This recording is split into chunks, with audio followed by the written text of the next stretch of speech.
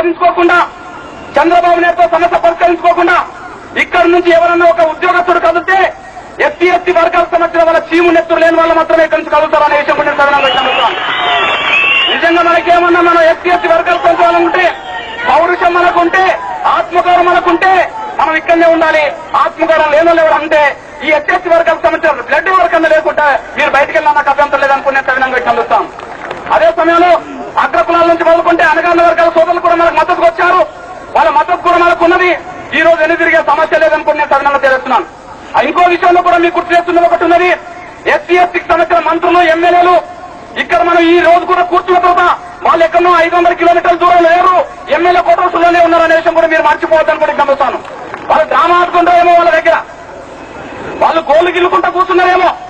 ఏది ఇప్పుడు ఆ శాసనసభ సమావేశం అయిపోయింది, చంద్రబాబు నాయుడు అక్కడికి వెళ్ళారు, మరి మన వాళ్ళు ఎక్కడికి వెళ్ళారు? చంద్రబాబు నాయుడు ఎట్లా వాళ్ళ హెలికాప్టర్లు కూడా కూర్చుండేవారు మన బ్యాచ్.